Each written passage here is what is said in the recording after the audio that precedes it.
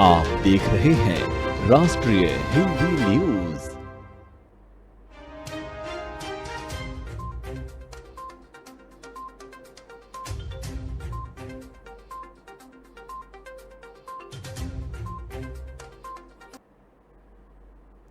नमस्कार, आप देख रहे हैं राष्ट्रीय हिंदी न्यूज और आपके साथ हूं मैं अंजना राठौर। खबरें लगातार में आपका स्वागत है। पश्चिम बंगाल शिक्षक भर्ती घोटाले की जांच में ईडी की टीम छानबीन करने में जुटी है। इस बीच ईडी के सूत्रों ने बताया है कि अर्पिता मुखर्जी ने पूछताछ के दौरान खुलासा किया है कि उनके घर से जब्त किया गया सारा पैसा पश्चिम बंगाल के मंत्री पार्थ चटर्जी का है। अर्पिता मुखर्जी ने दावा किया है कि पार्थ के आदमी ही यहाँ पैसे लाकर रखते थे या कभी कभी मंत्री पार्थ चटर्जी खुद भी आते थे। पश्चिम बंगाल के मंत्री पार्थ चटर्जी की करीबी अर्पिता मुखर्जी ने यह भी दावा किया है कि उसे उस कमरे में जाने की अनुमति नहीं थी जहां पैसा रखे जाते थे। पश्चिम बंगाल शिक्षक भर्ती घोटाले में ईडी के कबूलनामे में अर्पिता मुखर्जी ने कहा है कि जो भी पैसे बरामद हुए हैं वो सभी पार्थ चटर्जी के हैं। वहीं ईडी ने कोलकाता में एजेंसी के मुख्यालय में पार्थ चटर्जी के निजी सचिव सुकांत आचार्य को आज फिर से पूछताछ के लिए तलब किया है। गौरतलब है कि पश्चिम बंगाल शिक्षक भर्ती घोटाले की जांच में जुटी ईडी की टीम ने नोटों का एक और जखीरा बरामद किया है। बेलघरिया में ईडी ने 28 करोड़ 90 लाख रुपए और लगभग 5 किलो सोना जब्त किया है। इस कैश को गिनने के लिए कई मशीनों को भी मंगवाया गया था।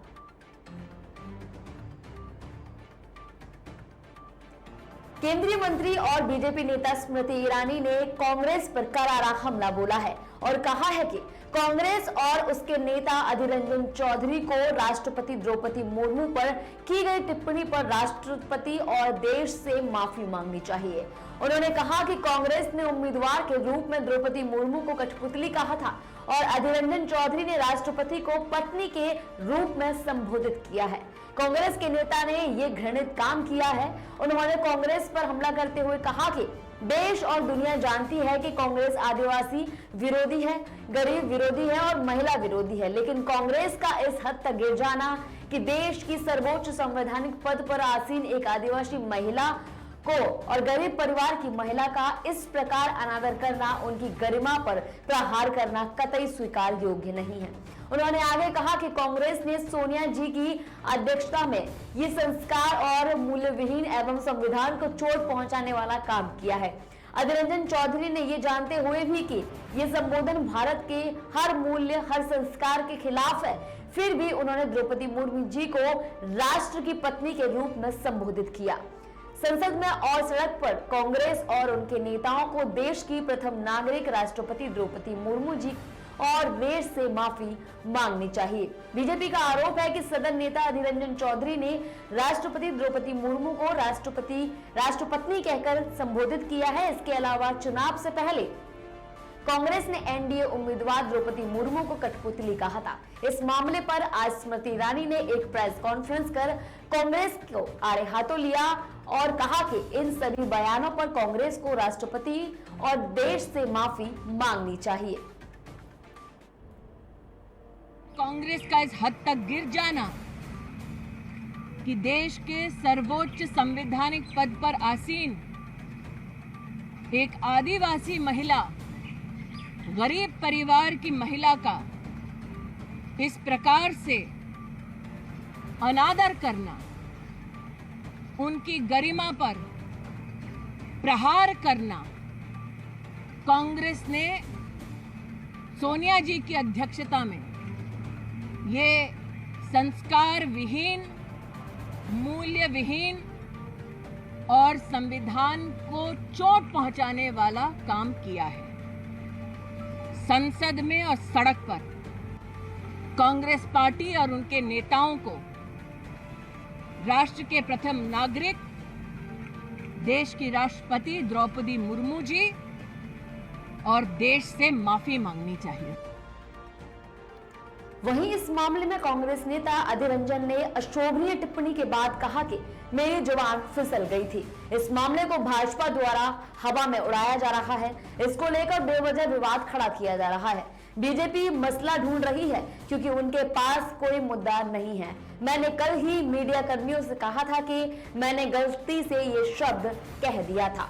अधीर रंजन चौधरी के बयान को लेकर बीजेपी की ओर से सोनिया गांधी से भी जवाब मांगा जा रहा था, जिस पर कांग्रेस अध्यक्ष ने कहा है कि अधीर रंजन चौधरी ने अपने बयान के लिए माफी मांग ली है।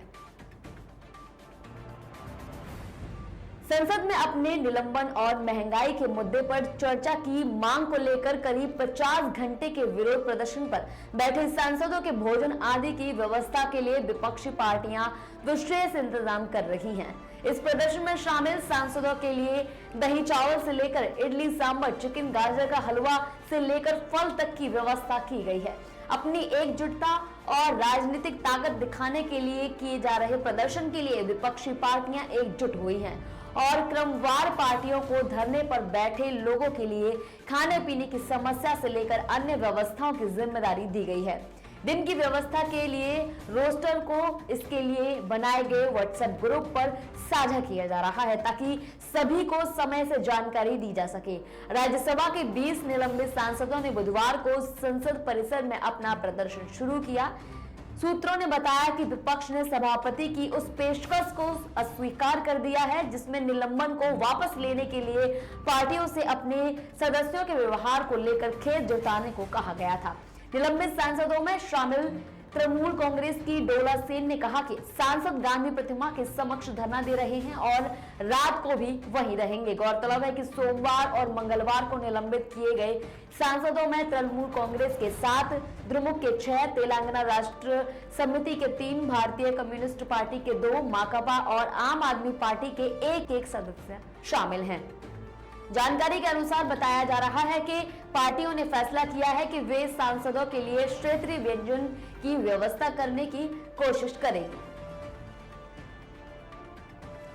वीआईपी कल्चर खत्म करने का वादा करके सत्ता में आने वाले CM Arvind Kejriwal Z+ security को लेकर सवालों के घेरे में आ गए हैं। कांग्रेस और बीजेपी ने पंजाब के सीएम भगवंत मान के इस फैसले पर सवाल खड़े किए हैं। दरअसल दावा किया जा रहा है कि भगवंत मान सरकार की ओर से एक लिस्ट जारी की गई है। इस लिस्ट में सबसे ऊपर दिल्ली के सीएम अरविंद केजरीवाल का नाम है। लिस्ट में केजरीवाल को आम आदमी पार्टी पंजाब का कन्वीनर यानी संयोजक बताया गया है, लिहाजा उन्हें Z+ सिक्योरिटी दी है, जबकि पंजाब में आम आदमी के संयोजक भगवंत मान हैं। दावे के मुताबिक 29 अप्रैल को ये लिस्ट जारी की गई है। ऐसे में सवाल उठता है कि लिस्ट में अरविंद केजरीवाल के नाम के सामने कन्वीनर क्यों लिखा है। इसी सवाल को लेकर पंजाब की सियासत गर्मा गई है। कांग्रेस के वरिष्ठ नेता प्रगट सिंह ने भी केजरीवाल पर हमला बोला है।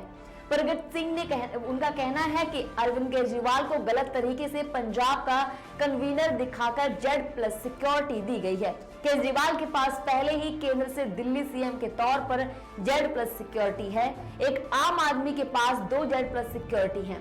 हालांकि पंजाब पुलिस ने दिखाए जा रहे दस्तावेज को खारिज कर दिया है। पुलिस का दावा है कि जो दस्तावेज दिखाए जा रहे हैं वो ऑफिशियल नहीं है। पुलिस प्रवक्ता ने एक बयान में कहा है कि ये टाइप किया हुआ कागज है जिसमें ना कोई साइन है और ना ही कोई आधिकारिक मोहर लगी है। ऐसा लगता है कि याचिकाकर्ता ने खुद इसे टाइप करके पिटीशन के साथ लगाया है। उन्होंने कहा कि ये मामला हाई कोर्ट में चल रहा है और 29 जुलाई को इसकी अगली सुनवाई है। प्राइवेट दस्तावेज को पंजाब पुलिस का बताकर लोगों को गुमराह करने की शरारतपूर्ण कोशिश की गई है। बात करेंगे कोविड अपडेट की। देश में कोरोना मामलों में हर दिन फेरबदल जारी है। बीते दिन यानी बुधवार को देश में कोरोना के 17,415 नए केस सामने आए थे, जबकि 29 लोगों की मौत हुई है। वहीं एक्टिव केस यानी इलाज करा रहे मरीजों की संख्या बीते दिन के मुकाबले कम हुई है। देश में एक्टिव केस 1,39,158 हैं। बीते दिन कोरोना से 17,788 लोग रिकवर भी हुए हैं। इससे पहले मंगलवार को 18,313 केस मिले थे और 57 लोगों की मौत हुई थी। वहीं देश की राजधानी दिल्ली में बुधवार को 1,066 नए संक्रमित मिले थे। यहां 2 मरीजों की कोरोना से मौत हुई थी, जबकि 687 लोग ठीक हुए थे। इससे पहले 29 जून को यहां 1109 नए केस मिले थे। मंगलवार को 781 नए संक्रमितों की पुष्टि हुई थी। वहीं सबसे अधिक संक्रमितों की संख्या वाले राज्यों की बात करें तो महाराष्ट्र, तमिलनाडु, कर्नाटक, पश्चिम बंगाल टॉप पर हैं। यहां रोजाना 1000 से अधिक मामले सामने आ रहे हैं। वहीं मेघालय में बुधवार को सबसे अधिक पॉजिटिविटी रेट 22.88% दर्ज की गई है। यहां बीते दिन 97 केस मिले हैं। हिमाचल की बात करें तो हिमाचल में 15.86% पॉजिटिविटी रेट के साथ दूसरे स्थान पर है। यहां 916 नए केस दर्ज किए गए हैं। WHO का कहना है कि पिछले 5 हफ्तों से कोरोना मौतें बढ़ रही हैं। कुछ देशों में अस्पताल में एडमिट होने वाले मरीजों की संख्या भी बढ़ी है। ऐसा ओमिक्रॉन की सब वेरिएंट की वजह से हो रहा है। बात करेंगे मौसम की। आज से बिहार के लोगों को सावन का असर दिखेगा। मौसम विज्ञान केंद्र पटना के अनुसार आज से लगातार 4 दिनों तक बिहार के सभी जिलों में बारिश होगी। गुरुवार को राज्य के सभी इलाकों में बारिश होगी, जबकि उत्तर बिहार के कई जिलों में भारी वर्षा के आसार हैं। साथ ही बिहार के उत्तरी और दक्षिणी भागों के अधिकांश जिलों में वज्रपात गिर सकता है। ऐसे में वज्रपात से बचने के लिए लोगों को सावधानी बरतने के साथ साथ बेवजह घर से बाहर नहीं निकलने की भी सलाह दी गई है। आपको बता दें कि बुधवार को प्रदेश के 25 जिलों में मध्य और हल्की बारिश हुई थी। वहीं 7 जिलों में भारी बारिश हुई थी। सबसे अधिक वर्षा मधुबनी जिले में और झंझारपुर में हुई थी। यहां 160 मिमी वर्षा रिकॉर्ड की गई थी। वहीं पूरे बिहार में बारिश के साथ साथ तापमान में भी गिरावट होने की संभावना है। बीते बुधवार को भी बिहार के तापमान में गिरावट देखी गई है। सबसे अधिक तापमान बांका में 36.6 डिग्री सेल्सियस रहा, जबकि सबसे कम तापमान मुजफ्फरपुर में 30.4 डिग्री सेल्सियस रहा। राजधानी पटना का तापमान 32.2 डिग्री सेल्सियस दर्ज किया गया। औसत तापमान 31 से 34 डिग्री के बीच रहा। बात करेंगे इराक की।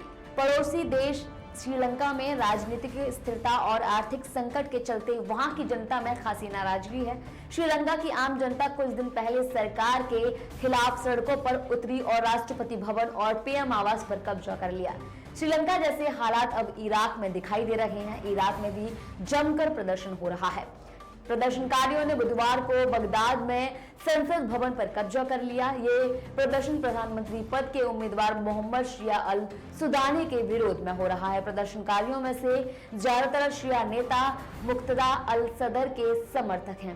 प्रदर्शनकारियों ने प्रधानमंत्री के नामांकन के विरोध में संसद भवन पर धावा बोल दिया। उनका मानना है कि वो ईरान के बहुत करीबी हैं। अल सुदानी पूर्व मंत्री और पूर्व प्रांतीय गवर्नर है। समाचार एजेंसी अल जजीरा के मुताबिक संसद भवन में प्रदर्शनकारियों को गाते और नाचते हुए देखा गया है। प्रदर्शनकारी जब संसद भवन में घुसे थे तो कोई सांसद वहां मौजूद नहीं था। हालांकि संसद में सुरक्षा बल मौजूद थे, लेकिन उन्होंने प्रदर्शनकारियों को नहीं रोका। वहीं प्रधानमंत्री मुस्तफा अल कदीमी ने प्रदर्शनकारियों को चेतावनी दी है। उन्होंने प्रदर्शनकारियों को ग्रीन जोन से तुरंत वापस जाने को कहा है। बता दें कि ग्रीन जोन में सरकारी भवन और राजनयिक मिशनों के घर हैं। पीएम के एक बयान में कहा गया है कि राज्य संस्थानों और विदेशी मिशनों की सुरक्षा और सुरक्षा व्यवस्था में किसी भी तरह से नुकसान पर प्रदर्शनकारियों से निपटा जाएगा। गौरतलब है कि अक्टूबर 2021 में हुए चुनाव में अल सदर के गुट ने 73 सीटें जीती थी। अल सदर चुनाव में 229 सीटों वाली संसद में सबसे बड़ा गुट बन गया था, लेकिन वोटिंग के बाद से ही नई सरकार के गठन की बातचीत रुक गई है। अल सदर ने बातचीत की प्रक्रिया से खुद को बाहर कर लिया है। नई सरकार के गठन को लेकर गतिरोध बना हुआ है। फिलहाल के लिए इतना ही। देखते रहिए राष्ट्रीय हिंदी न्यूज। जय हिंद।